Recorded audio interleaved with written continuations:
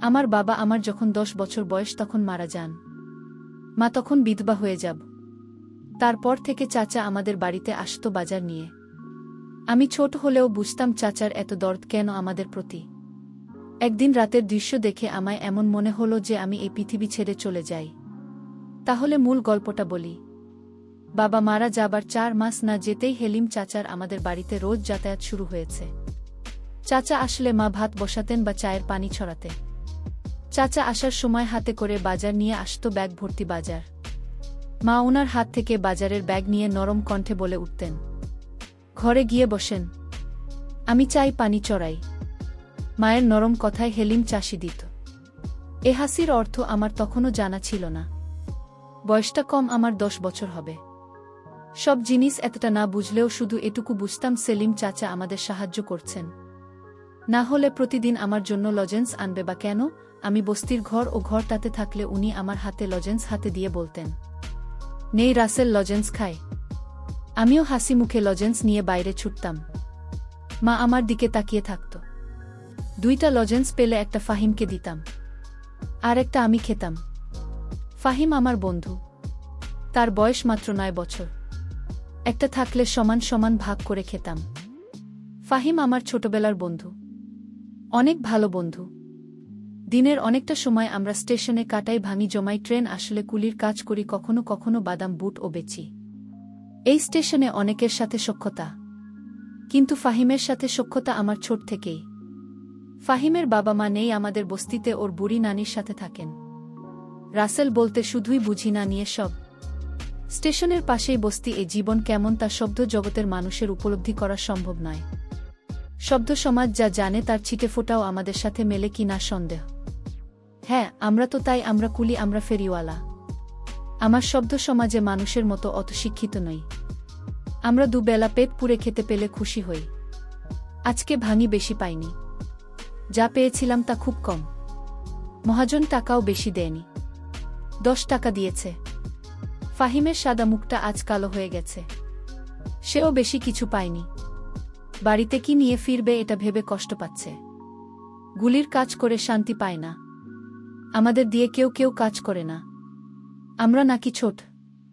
আবার কেউ বড় বড় সুটকেস মাথায় চাপিয়ে 2 টাকা 3 টাকা দিয়ে চলে যায়।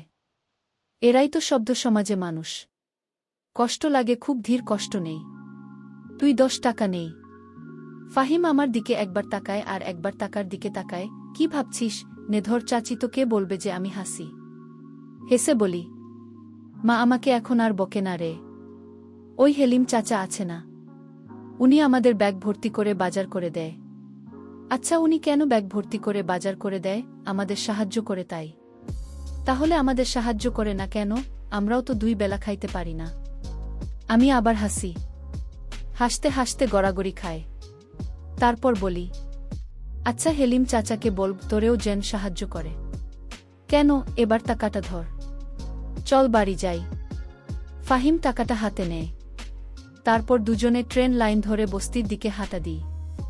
বস্তিতে ফিরে দেখলাম ঘরের দরজা দেওয়া।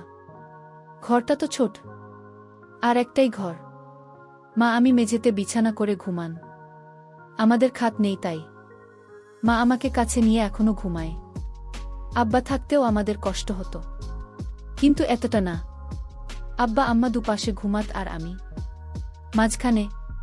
কি শান্তির ঘুম! এখনো আমি বিছানায় শান্তিতে ঘুমাই। তবে আমি বুঝতে পারি মা অনেক রাত পর্যন্ত ঘুমায় না। চোখের জল ফেলে। মায়ের চোখের জল মাঝে মাঝে আমার মাথা স্পর্শ করে। আমি ঘুমের ভান করে থাকি। বাবাকে হারানোর পর মা কেমন যেন হয়ে গেছে। তবে ইদানিং মাকে একটু ফুরফুরে মনে হয়। যবে থেকে হেলিম চাচা আমাদের বাড়িতে যাতায়াত করে তবে থেকে। বাবা মারা যাওয়ার পর মা তেমন সাজগোজ করত না। এখন একটু সাজগোজ করে। ভালোই লাগে আমার। সবকিছু এত ভাল চলছে। হেলিম চাচার মতো মানুষ যদি আরও অনেক থাকত তাহলে বস্তিবাসীদের এত কষ্ট থাকত না। ঘরের সামনে গিয়ে বুঝলাম ভেতরে আছে। আরও কেউ থাকতে পারে। কেন জানি আজ দেখলাম না। চুপি চুপি উকি দিলাম। যা দেখলাম তা নিজেকে বিশ্বাস করতে পারছিলাম না। চোখে হাত দিয়ে ঘষা দিয়ে আবার দেখার চেষ্টা করলাম। যা দেখছি তা সত্যি। মায়ের সাথে সেলিম চাচা ঘরে বসে গল্প করছে। মনে হচ্ছে তারা দুজন কতদিনের চেনা। আমি ধরাত করে বসে পড়লাম। হঠাৎ আমার মুখটা দেখে ফেলে আমার মা। তারপর আমি জানালা থেকে দূরে পালিয়ে গেলাম। তারপর কতক্ষণ বাইরে বসেছিলাম আমার মনে নেই। তখনও হেলিম চাচা ঘর থেকে বের হয়নি। মা, হেলেম চাচা তারা ঘরের ভিতরে এতক্ষণ কি করছে? আমার কাছে হেলিম চাচাকে একটু অন্যরকম মনে হচ্ছে। আমি চিন্তা করলাম একদিন আমি জানব হেলিম চাচা কেন আমাদের এত সাহায্য করে। এর পিছনে অবশ্যই কোনো কারণ লুকিয়ে আছে। সেলিম চাচা একজন ক্ষেত্রে প্রকৃতির মানুষ, খুব হিসাবে একজন মানুষ। একটা টাকা কই যায় সে অক্ষরে অক্ষরে হিসাব করে। আর সেই লোক কিনা আমাদের প্রতিদিন ব্যাগ ভরে বাজার করে দেয়। এর পিছনে কারণ তো অবশ্যই আছে। সেলিম চাচা মায়ের কাছে কি চায় এটা আমার জানতে হবে। এসব ভাবতে ভাবতেই ফাহিমের ডাকে আমি তার দিকে তাকালাম। অস্ত্রভাবে বললাম, হ্যাঁ। যাবি না কোথায়? ট্রেন আইতাছে। আমি উঠলাম। বললাম, তুই সামনে যা, আমি আছি। আচ্ছা। শাহিন এগিয়ে গেল। আমি আরেকবার ঘরে উকি দিলাম। শুয়ে থেকে দুজন যেন কি পরামর্শ করছে। চুপচাপ আমি ফাহিমকে অনুসরণ করতে লাগলাম। কয়েকটা ব্যাগ ধরতে পারলে ফাহিমের আজকের খাওয়াটা হয়তো হয়ে যাবে। আমার না খেলেও চলবে। যা দেখলাম তাতে পেটের ক্ষুধা মিটে গেছে। নিজের প্রতি প্রচণ্ড রাগ হতে শুরু হলো। কেন উকি দিলাম? না দেওয়াই তো ভালো ছিল। কেন এত তাড়াতাড়ি ফিরলাম ঘুরতে? এত তাড়াতাড়ি না আসাই তো ভাল ছিল। মনে মনে কপাল চাপড়াতে থাকলাম। সুখের পৃথিবীতে মেঘের ঘনঘটা। রাতে ঘুরতে ফিরে দেখলাম গোস্তের সুগন্ধ ছড়াচ্ছে। আজকের ঘটনার পর আমি বুঝতে পারলাম এর সুগন্ধ নয়, দুর্গন্ধ ছড়াচ্ছে। আমার ভীষণ বমি পাচ্ছিল। নিজেকে ঠিক রেখে ঘুরতে ঢুকলাম। হেলিম চা চলে গেছে। সেলিম চাচা যেখানে বসেছিল সেই জায়গাটা দেখে আমার খুব খারাপ লাগছে। মা পিছন থেকে ডাকে, রাসেল, কি রে বাবা, কি হয়েছে তোর? আমি কোনো কথা না বলে চুপ থাকি। মা আবার আমাকে জিজ্ঞেস করে, কথা কস না কেন রাসেল? কি হয়েছে? আমি আবার বললাম, গোস্ত পায় না কই মা। মা হাসে উত্তর দেয়, তোর হেলিম চাচা দিয়ে গেছে। সেলিম চাচা শুধু আমাদের কেন দেয়, বস্তিতে আরও মেলা মানুষ আছে তা গড়ে দেয় না, খালি আমাগো দেয়। কেন না? আমার এই প্রশ্ন শুনে মা হতভম্ব হয়ে যায়। হয়তো মনে মনে ভাবে, এ কোন রাসেলকে দেখছি। কোমা, চুপ থাকিস না। মা বলে, তোর এত কথার উত্তর দেব আর পাব না। যা গায়ে পানি দিয়ে আয়। আমি দাঁড়িয়ে থাকি, নড়াচড়া করি না। বাবা মারা যাবার পর আমরা হয়তো খারাপ অবস্থায় ছিলাম, কিন্তু না খেয়েছিলাম না। মানুষের অবহেলা পেলেও আরেকবার ঠিকই পেটের অর্ধেকটা পূরণ হতো। কি হলো, যা দাঁড়ায় আছিস যে? মায়ের কথায় আমি কলের দিকে হাঁটা দিলাম। খেতে বসলাম। মুখটা ভার হয়ে আছে। সামনে গরুর গোস্ত, ডাল আর ভর্তা। আমি শুধু ডাল আর ভর্তা নিলাম। মা অবাক হয়ে জিজ্ঞেস করল, গোস্ত নিলি না বাপ? আমি স্বাভাবিকভাবে বললাম, না মা। কেন? তো না, গরুর গোস্ত মেলা পছন্দের, সেই জন্য তোর হেলিম চাচাকে গোস্ত আনতে বলেছিলাম। নেখা, আমি জিতেছি। না, গোস্ত দেওয়ার জন্য চামচে গোস্ত তুলে আমার পাতের দিকে ধরল। আমি প্লেটটা সরালাম। কি হল বা? নেন নামা, খামু না। আইস ভাল লাগছে না। কি হয়েছে তোর? আইস এমন করছিস কেন? জ্বর আসছে নাকি দেখি। মা আমার দিকে হাত বাড়ায়। আমি হাত সরিয়ে দিই। মা, তুমি আমায় ধরবে না। মা, হেলেম চাচার এ আর গোস্ত আনতে খুল না। আমার ভালো লাগে না গোস্ত। আমার আজকের কথাবার্তা শুনে মা কিছুটা অবাকি হয়েছে। আমি তার দিকে তাকাইনি। শুধু ডাল আর ভর্তা দিয়ে চুপচাপ ভাত খেয়ে শুয়ে পড়লাম। আমি গোস্ত খেলাম না বলে মাও খেল না।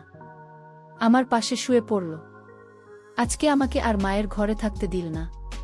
কইল না করে দিতাম। সারা রাত আমার চোখে ঘুম নেই। শুধু হেলিম চাচা আর মায়ের জন্য বাজার আরও কত কি নিয়ে আসে, আমি এর মানে বুঝতে পারলাম না। আমার বয়স 10 হলে কি হবে? আমি তো কিছু হলেও বুঝি। এমন না যে আমি কিছুই বুঝি না। আমি এসব ভাবতে ভাবতে ঘুমিয়ে গেলাম। সকাল সকাল ঘুম থেকে উঠে স্টেশনের দিকে হাঁটা দিলাম। এখনও স্টেশনে মানুষ এভাবে জাগেনি। ট্রেন আসতে দেরি হবে হয়তো। আমি অস্পষ্ট আলোতে ট্রেন লাইনে বসে পড়লাম। পেটটা ক্ষুধায় চো চো করছে। রাতে ঘুম হয়নি। জেগেছিলাম বেশিরভাগ সময়। শরীরটা ক্লান্ত লাগছে। মনের মধ্যে রাগ যেন ফুঁসে উঠছে। নিজেকে নিয়ন্ত্রণ করতে কষ্ট হচ্ছে। আস্তে আস্তে রোদ উঠছে। দুজন করে লোকের আনাগোনা চলছে। রোদের ঝিলিক গায়ে লাগতেই অসম্ভব ভালো লাগা কাজ করছে। গতকাল ওই ঘটনার পর এই প্রথম ভাল লাগছে। হঠাৎ কাজ যেন স্পষ্ট অনুভব করলাম। পিছনে ফিরে তাকালাম। না। কি রে বাপ, সকাল সকাল এখানে কি করছিস? এ কথা বলে মা আমার পাশে বসে পড়ল। আমি নিজেকে নিয়ন্ত্রণ করার চেষ্টা করছি, যাতে মা কিছু বুঝতে না পারে। কে যেন বলেছিল মা খারাপ হলেও সে মা। মায়েদের কাছে তাদের সন্তানরা রাজপুত্র। আমি জানি না আমাকে কতটা কষ্ট করে মানুষ করেছেন। হঠাৎ বাবার মৃত্যুতে আমাদের ভীষণভাবে কষ্ট দিয়েছে। মাকে আমি ভালোবাসি, খুব ভালোবাসি। আমি মায়ের দিকে তাকালাম। সকাল সকাল ঘুম ভাঙল, তাই এখানে বসে আছি। তুই এখানে কি করিস মা? মা হেসে বলল। তোকে বিছানায় পাইলাম না। ভাবলাম কই গেল পোলাটা, কই আর জামা। আমার তো যাওনের জায়গা নাই। মা আমাকে জড়িয়ে ধরে হু হু করে কেঁদে উঠল। বলল, এমন কথা কইস বাবা? তুই যে আমার বাপ। আমার বাপ মরার পর তুই আমার সব, আমার দুনিয়া। মা তুই বাড়িতে যা, ট্রেন আইতাছে। দেখি কেউ কান দেয় কিনা। মা আমাকে ছেড়ে দিয়ে বলল, তাড়াতাড়ি বাড়ি আয় বাবা, চাল ভেজে চাকরি। আচ্ছা মা। মা চলে গেল। আমার মনটাও নরম হয়ে গেল। মা তো মাই হয়, মায়ের কাছে দুনিয়ার সব কিছু মিথ্যা। না, এমনই একজন যার মুখের দিকে তাকালে সব কষ্ট যন্ত্রণা ভোলা যায়। ট্রেন আসলো। আমি দৌড়ে গেলাম। যাত্রী আছে কিছু, কয়েকজন ভদ্রলোক নামছে। আমি এগিয়ে গেলাম। স্যার, সুটকেস ব্যাগ ধরতে হইব। কালো কোট প্যান্ট পরা লোকটা বলে উঠল, পারবি তুই? অনেক ওজন কিন্তু। আমি হেসে বললাম, পারব স্যার, এটাই তো আমার কাম। আমার কথা শুনে সুটকেসটা মাথায় তুলে দিল। আরেক হাতে আর একটা ব্যাগ। আমি ওনাদের সাথে সাথে যাচ্ছি। স্টেশন থেকে বেরিয়ে দেখলাম একটা গাড়ি, 4 চাকার গাড়ি। খুব সম্ভবত সাহেবদেরকে নিয়ে যাওয়ার জন্য এসেছে। এখানে রাখ। আমি দাঁড়িয়ে পড়লাম। আমার মাথা থেকে সুটকেসটা নামিয়ে নিয়ে বলল, নাম কি তোর? রাসেল। দারুণ তো। কয় টাকা দেওয়া লাগবে? বিসমিল্লাহতে আপনি আছেন, যা দেবেন তাই মতো। লোকটা হাসল, হেসে বলল, যাদের তাই জবি স্যার। একটা 5 টাকার কয়েন দিয়ে বলল, চলবে তো? আমি মনে মনে লজ্জা পেলাম। লোকটা হয়তো বুঝতে পারল। আমার হাত থেকে কোনটা নিয়ে 50 টাকার একটা নোট দিয়ে বলল, নে, এটা রাখছে আমার কাছে তো ভাঙতি নাই, পুরোটাই লাখ। আর কখনো বলবেন না যা দেবেন তাই নেব, না হলে থাকবি, বুঝলি? আমার মাথা নাড়ালাম। লোকটা তার ফ্যামিলিকে নিয়ে গাড়িতে উঠে চলে গেল। আমি 50 টাকা করে নোটার দিকে তাকিয়ে দেখলাম। স্টেশনে আসতেই আরেক সাহেবের ডাক আসলো। আমি দৌড়ে গেলাম। স্যার, কিছু ধরতে হইব। হ্যাঁ, এই সুটকেস 2টা নেই। সুটকেস 2টা আমার মাথায় চাপিয়ে দিল। বেশ ওজন ছিল। আমি লোকটাকে অনুসরণ করতে লাগলাম। উনার সাথে একজন মহিলা, সম্ভবত ওনার স্ত্রী। রাস্তার দিকে আসার পর লোকটা একটা ট্যাক্সি ঠিক করল। ততক্ষণ আমি সুটকেস নিয়ে দাঁড়িয়ে মনে মনে ভাবলাম, কতক্ষণ নামান। নামাতে পারলে বাঁচি। সুটকেস 2টা নামিয়ে উনি আমাকে 10 টাকার একটা নোট ধরিয়ে দিয়ে বলল, নে। আমি টাকাটা হাতে নিয়ে বললাম, আর 10 টাকা দেন। স্যার, কম হয়ে যায় তো। আর 10 টাকা? মানে একটা সুটকেস 10 টাকা, 2টা সুটকেস 20 টাকা। 10 টাকা দিয়েছি, এটাই বেশি দিচ্ছি। যা ভাগ। লোকটা কর্কশ কণ্ঠে বলে উঠল। আমি নরম স্বরে বললাম, স্যার, ঢোকানো হয়ে যায়। একথা শুনে আমাকে থাপ্পড় দিয়ে বলল, পাজি ছেলে, মুখে মুখে তর্কও করিস। 10 টাকা দিয়েছি, এটাই বেশি।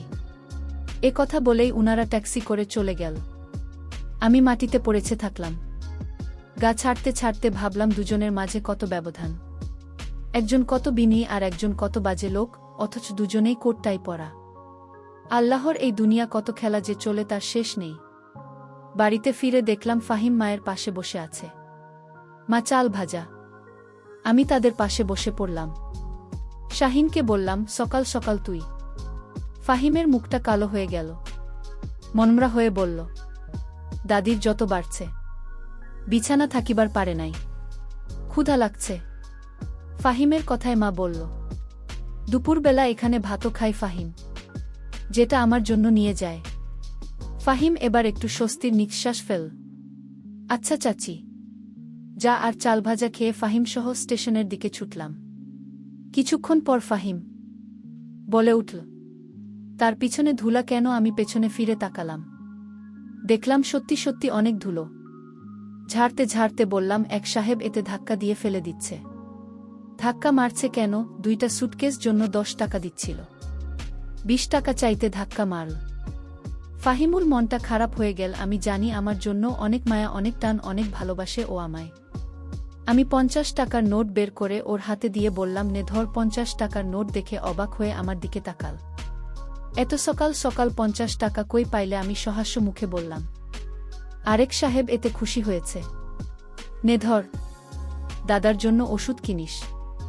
মুহূর্তেই ফাহিম ওর মনটা ভালো হয়ে গেল, হাসি মুখে বলল। বিকেলে বাড়িতে ফিরে দেখলাম চুলোর পাশে হেলিম চাচা বসে আছে। মা চুলো ধরিয়েছে। আমি আসার আগে বাড়ির আড়াল থেকে এতটুকু শুনলাম যে মা হেলেম চাচাকে বলছে, আপনি এ বাড়িতে আসবেন না। মানুষের কথা শুনতে হয়, মাইনসে কি তাহলে ভাবতে পারো? পারুল আমার মায়ের নাম। তাও হেলিম চাচা বলল, চল কাজী অফিসে, তোকে বিয়ে করে ফেলি, রানী করে রাখব তোকে।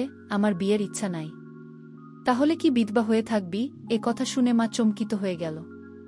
হেলিম চাচার দিকে বিষণ্ণ দৃষ্টিতে তাকাল। মায়ের চাহনি দেখে আমার মায়া হল, বড় মায়া। হেলিম যাচ্ছে বলে উঠল, বিয়া করতে চাই তা আছি, তাও তো হয় না। নাকি আমার বাড়িতে আমার আরব ও আছে, ভিতরে সুখে রাখব না? তাহলে আমার রাসেলের কি হবে? রাসেলকে নিয়ে ভাবিস না, ওই তো আমার পোলার মতো। এই কথা শোনার পর আমার মেজাজটা খারাপ হতে লাগল। বাড়িতে কিভাবে যাব সেটা নিয়ে ভাবতে লাগলাম। যাব কি যাব না সেটা নিয়ে দোটানায় পড়ে গেছি। শেষ পর্যন্ত গেলাম। আমাকে দেখে হেলিম চাচা বলে উঠল, আরে বেটা কি খবর? গান কাজ সব ভালো তো? ভালো। মিছিমিছি বাড়িতে ঢুকে কিছুক্ষণ পর বের হয়ে আসলাম। বাইরে লোকটা মায়ের সাথে তার ব্যবসা নিয়ে কথা বলছিল। আমি জানি আমি না থাকলে অন্য কথা বলতো। এখন বাজে লোক মনে হয় তাকে। আমাকে দেখে বলল, নে লজেন্স খা। আমি বললাম, আমি লজেন্স খাওয়া ছাড়া দিচ্ছি, তাহলে তোর লাইগা কি আনন্দ? কিছু না। এ কথা বলে আমি হাঁটা দিলাম। মা পিছন থেকে তাকে বাদ খাইয়া যা। আমি পিছনে না ফিরে বললাম, পরে থামো। মনে মনে ভাবলাম, থাক, তোমার সুখে আমার যেদিকে চোখ যায় সেদিকেই চলে যাব। মা তখন দৌড়ে এসে আমাকে একটা জোর দিয়ে বলল, আমি যা করেছি তো সুখের জন্যই করেছি। তোর বাপ মারা যাওয়ার পর যদি তোর চাচা হেলিম আমাদের না সাহায্য করত, তাহলে আমরা ভিক্ষা করতে হতো রাস্তায় রাস্তায়। আর তোর চাচাকে তুই যে রকম খারাপ ভাবে সে ততটা খারাপ না। তুই মাঝে তোর চাচা আমাকে রুমে দেখতে পেয়ে বাজে ভাবে নিচ্ছিস। আসলে তো চাচা তো বাবার চিঠি নিয়ে আমার সাথে কথা বলতো আর আমাকে সান্ত্বনা দিত। আল্লাহ যা করেন তা ভালোর জন্যই করে। তো হেলিম চাচা আমাদের পাশে না থাকলে যে আমাদের কি হতো? বাক, তুই রাগ করিস না। সেলিম চাচা বলল, ঠিক আছে, ছেলে যেহেতু চায় না আমি তোমাদের সাহায্য করি, তাহলে আমি আর আসব না। আমার তবু সন্তান কিছুই নাই। ভাইজান মারা যাওয়ার পর আপন বলতে আপনি ছাড়া কেউ ছিল না। আমি তোমার নামে আমার সমস্ত সম্পত্তি লিখে দিয়েছি। তোমরা মা ছেলে ভালো থাকো, আমি চলে যাই। মা তখন আমাকে বলল, বাবা, তুমি যেদিন তো চাচাকে আমার ঘরে দেখে সন্দেহ করেছিলি, ওই দিন তো চাচা আর আমি পরামর্শ করে আমার নামে সমস্ত কিছু লিখে দিয়েছে তো চাচা, আমি নিজে চাইনি। তোর চাচা বলল, আপনি আর রাসেল ছাড়া কি আছে আমার? আমি আপনার নামে সমস্ত সম্পত্তি লিখে দিলাম। আর তোর চাচা তো তোর বাপের আপন ভাই, তাহলে তার সাহায্যে পেলে ক্ষতি কি? চা তো বাপের সমতুল্যই। তুই আমাদের যে রকম ভাবছিস আমরা আসলে তেমন না, এটা তো ভুল ধারণা বাপ, আমি কোনো পাপ করিনি। মায়ের কথা শুনে আমি হেলিম চাচাকে জড়িয়ে ধরে কাঁদতে শুরু করলাম আর বললাম, চাচা, আমি তোমাকে ভুল বুঝেছিলাম, মাফ কইরা দিয়া আমায়। বন্ধুরা, গল্পটি কেমন লাগলো তা কমেন্ট করে জানাবেন। ধন্যবাদ।